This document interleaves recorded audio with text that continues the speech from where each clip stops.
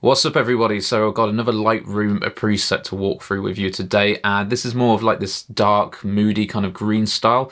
It's something that I use a lot on prints that I tend to sell on either like Etsy or Redbubble because they're very easy to go out and take these shots, and once you put this preset over the top of it or you do this sort of edit, they make really nice prints that people do buy and they do put in their homes because it gives off that sort of minimalistic vibe to it. And these photos are really easy to get as well. You've just got to go out into your garden, like local woods, forests, anywhere, and just take sort of close-up photos of leaves. I'm not going to go into the composition side of it today. You can always look online and get some ideas from that. But let's have a look at how we can take these kind of just generic photos of leaves and turn them into something that people might print off and put in their home. So I've got this one here, and you can see the before and after of it anyway, and the sort of style that we are going to be going for. As I mentioned, it is just a daytime shot. It's very overcast day, but it was just a daytime shot of some leaves, and then our end result over here. So let's hit the reset button and go through this from scratch. Okay, so the first things I'm going to do then is just go down my basic panel and sort out exposure and what's going on with the highlights, shadows, whites and blacks. So I'm going for this sort of moody look, so straight away I'm just going to pull this exposure down slightly, and I'll probably end up coming back and maybe tweaking this a bit, but just pulling that down. I'm going to leave the contrast alone for the moment. I'm going to try and do my contrast with my curves and see what I can get out from these four ones, but I will come back to that if I feel like I need to do sort of a boost to the overall image there. Remember, I'm going for something that's a little bit more like dark, it's arty, something that's going to be printed off. So we're not necessarily going for realism here, we're looking for something that's going to look nice on a wall. So let's pull these highlights down as well. There's not much going on in the image, but it might just reveal a little bit more out for us. And with the shadows, I'm just going to boost these up to see if I can bring in a bit more detail with these leaves there. That looks good. I tend to do this a lot on many of my photos, is really raise the shadows out and just to see what's there in the image. Couple that with the whites and blacks. Let's raise our whites slightly. There we go. And because I'm going for that dark feel, I tend to pull my blacks down, which might feel sort of counterproductive with what we're doing with the shadows, but the shadows is bringing in those more details, and then I'm just darkening out those areas with the blacks. So already side by side, you can see that the exposure is a bit better and a bit more suited towards the style that we're going for then. Keep moving down then. Clarity, I am going to boost this slightly here, probably put a bit more than I normally would in. And that's again just to bring out some more of these details and really make these lines quite detailed on here, because once this color edit goes over, I don't want them getting lost within the dark sort of tones that we're going to be using. And same with the dehaze, I'm just going to raise that slightly there. Vibrancy, I tend to, with even if I'm going for like this moody sort of feeling, I tend to raise the vibrancy anyway. It's a lot nicer way of Lightroom boosting the saturation. So a trick that I tend to do a lot, especially with the dark and moody stuff, is I will raise my saturation, raise my vibrancy there, but then I'll actually decrease my saturation.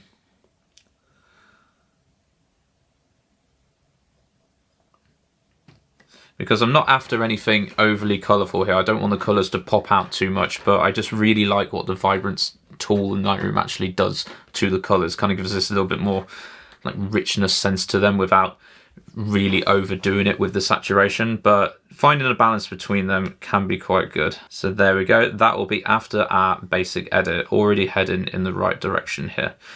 Moving down, next thing I'm going to have a look at then is my tone curve, and this is where I'm going to control my contrast a bit more and also see, you know, how some of these colors may pop out, because remember, when we're dealing with like the tone curve, we are dealing with colors here as well. It's not just the contrast. So I'm going to start with my generic S curve there, make some points on this, and I'm going to pull this side down slightly there.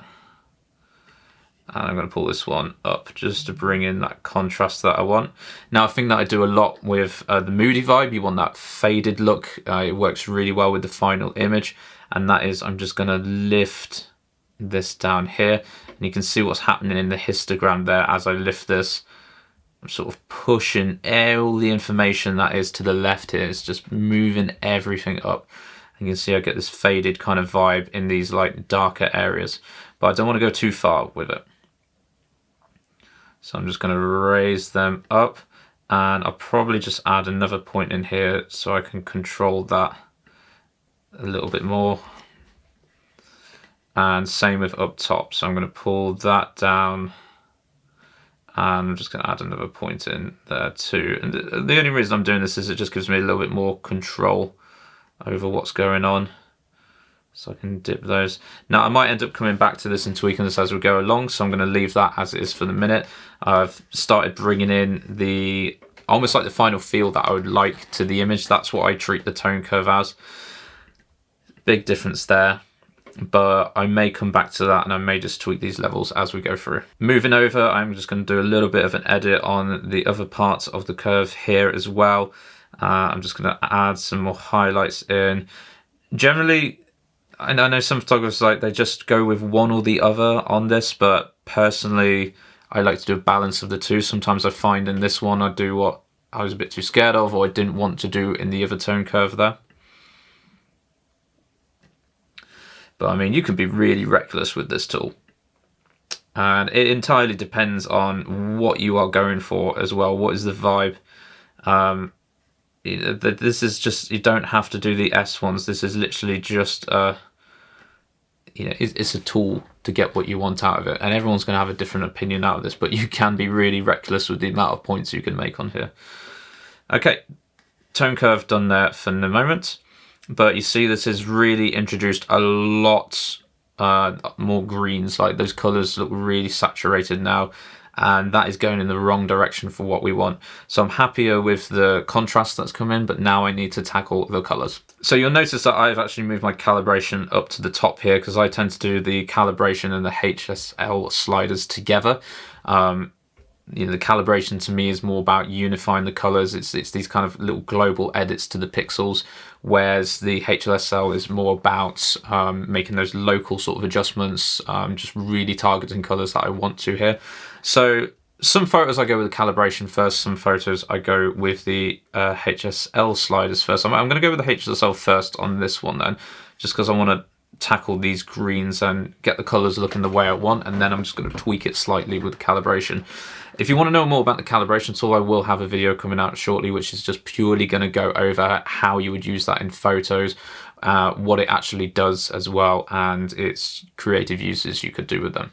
So if you're interested in that, please do subscribe. Okay, so looking at what we've got in here then, obviously greens is the biggest thing, but we have different colors within these greens as well. So I'm gonna sort of suck out the saturation on a lot of this stuff and just try and get the green that I was after at the end. But first I'm just gonna do some of the hue changes here. So let's go for our greens first of all, and let's push this more away from that yellow sort of tinge that's present in the leaves. And let's just push this more towards the green side. And same with the yellows there, I want to move away from this yellow slightly. So not big changes, but already that's looking a bit better. And I'm eventually going to want to put some more blue tones in this with some split toning later on. So I am just going to do a quick bit of an edit with my blues here. I'm just going to pull my aqua down there. It's more towards the green, so when I do add these blues in, it's not too overwhelming. And the blue, I'm just going to pull this way slightly as well to unify it there. Good. Purples, magentas, there's not too much going on with this, so me moving along is not making a massive difference at the minute, so I'm just going to leave those alone. So now let's start sucking some of these colours out, because this is way too bright for the moody feel that we want. So let's work our way down this.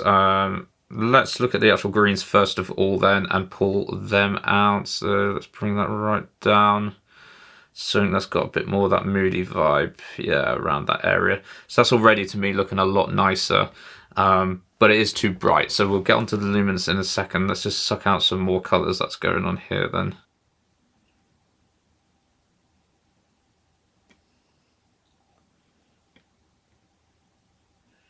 I am going to go for a bit more of a cooler vibe, so even if there's not doing much, I'm just going to pull these colours down anyway. Something like doing my dark tone edits, if a colour's not present or I really don't want it to be present, I will pull it out. But you do need to look at, every part of that image, is it affecting anything in the background, something you've not quite seen. Aqua down, bit there, blues down as well. And I'm just going to suck the blues down a little bit more than I want to. I may come back to that, but just because I know I'm going to be adding a bit more blue in later on. And the same with these, these colours aren't really doing anything, so I'm just going to pull them right the way down and leave a little bit in there. So that's already sorted out some of the hues and saturation. That's feeling a lot nicer to where I want it to be. On this here, it's looking better. Still too bright though. So now let's go down to the luminance and darken some of these. Again, I'm going to start with my green here. There we go, that's a bit nicer. And I'm just going to work with some more of these colours that might influence the green. So some of the ones that were present in the original image there. So bring the yellows down a bit. Bring the oranges down as well. And then for this, I'm going to boost my blues. Again, it's not going to make much difference at the moment, but I'm going to boost my blues up, and that'll help me later on there. Again, these colours aren't really present, so I'm just going to pull the luminance down in case there's anything in there I don't want it. I want it to just fade into the darkness. Okay, so that becomes our colour edit there then. So now I'm just going to go back up. We've sorted a lot of the greens out, but I'm just going to tweak it slightly with the calibration. I'm not going to go into detail on what the calibration actually does here, but really all I'm using it for in this preset is just help unify the greens, the colours that are there a little bit more. So I'm just going to add a little bit away from the red side, more to the yellows there. And again, this is because if you look further down, I've started pushing some of those colours already. And then my greens is going to be my main one that I work with, and I'm going to push this away from the yellow side into the greens just a little bit more. There we go. And saturation, I'm just going to take away some of what's going on there. It's good. And then finally, my blues. I know when I put this blue on, I don't want it to have too much of an aqua. I'm just going to pull it this side, see what that does slightly. These are very detailed changes, and a lot of them are very personalized. So I think with this blue, I'm going to come back to it after the split toning. But it's very, very small changes. It's just adding a little bit more of a cooler effect onto this, which I really like. Okay, down here then into our color grading that we've got going on. So we want to introduce a little bit more blue into both the shadows and the highlights. Really help cool this image down, give it that bit more of that darker feeling as well. So my shadows, I'm just going to bring in ever so slightly, a little bit there. Go towards the blue area. There we go. Let's boost that saturation slightly. That's nice. And then nearly the similar thing with the highlights as well. So normally when doing color grading, this panel's really good for starting to create a style, especially when combined with the calibration. You can sort of go opposite ends on your color wheels with your shadows and highlights, but for this, I do want a quite cool look, so I'm going to go for in both the shadows and the highlights here. There we go, about 220, 230, looking at there. Bring up a little bit more saturation. There we go. And I'm just going to increase my blending on that as well. So you can see as I pull that up, I just get a bit more of that cooler feel sitting into the image now. And if we toggle that on and off, there we go, we get that kind of cool blue vibe into it. Now you don't necessarily have to have that on there. If you want more of just that green tone going in, you can leave out this step completely. But I just really like having that blue sort of tinge that's going on there. So if I just come back up here to my calibration, if I increase my saturation on the blue channel here, there we go. That adds a nice little bit of shine really to what's going on in the blue, which is quite nice. And that's possibly because as we come down here, we've boosted the luminance on the blues channels as well. So I really like that little shine that comes out of it. So that's looking quite nice. but it's still like a little bit too bright there, so I'm just going to pull my exposure down ever so slightly more. And this is where I might finally just add a little bit more contrast in globally using the contrast slider.